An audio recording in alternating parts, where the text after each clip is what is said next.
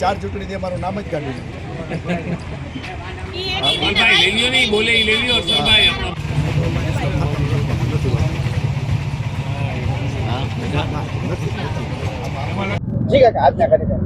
આજે નવાગામ ખેડ જે આજે વોર્ડ નંબર 4 છે, મારો જન્મ પણ અહીંયા થયો છે, મારું મતદાન પણ આ ચોકની અંદર છે. આજે વોટ ચોરી મુદ્દે જે આખા ગુજરાતની અંદર કોંગ્રેસ પાર્ટી જે કાર્યક્રમ ચલાવી રહી છે એના અનુસંધાને અમે પણ આ સવારના 10 વાગ્યાથી આ કાર્યક્રમ ચલાવી રહ્યા છીએ.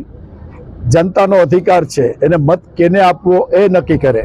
પણ આજે ભારતીય જનતા પાર્ટી ચૂંટણી પંચને સાથે રાખીને જનતાનો મત ચોરી લે છે, મતદાર યાદીમાંથી નામ ગાયબ કરી નાખે છે, સર્વે કરાવે છે, પોતાના માણસો થ્રુ જોઈ છે. જે હાર્ડકોર કોંગ્રેસનો માણસ છે એનું નામ મતદાર યાદીમાંથી ગાયબ થઈ જાય છે. હમણાં જ એક વ્યક્તિએ જાહેરની અંદર કીધું કે 4 ચૂંટણી પહેલા મને પૂછવામાં આવ્યું, મતદાન કરીને આવ્યો ત્યારે, કે તમે મત કેને આપ્યો? તો કે કોંગ્રેસને. છેલ્લી 4 ચૂંટણીથી એમનું મતદાર યાદીમાંથી નામ જ ગાયબ થઈ ગયું છે. આ અન્યાય છે, અત્યાચાર છે. આ ન થવું જોઈએ. લોકશાહીને જીવંત રાખવી હોય તો લોકોના અધિકારને સક્ષમ રાખવો જોઈએ. અને મારી જન્મભૂમિ, મારી કર્મભૂમિ 1996માં અહીંથી નવાગામ નગરપાલિકાના પ્રમુખ તરીકે મેં મારી રાજકીય કારકિર્દી શરૂ કરી.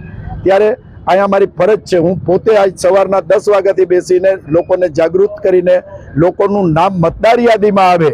પછી મતદાર યાદીમાં નામ આવ્યા પછી એને કેને મત દેવો એમનો અધિકાર છે, પણ લોકોનું નામ મતદાર યાદીમાં હોવું જોઈએ. અને જે આ વોટ ચોરી થાય છે એની સામે અમે જનતાની અંદર ઝુંબેશ ચલાવી છીએ. જનતા વિશાળ સંખ્યાની અંદર અમારી સાથે છે.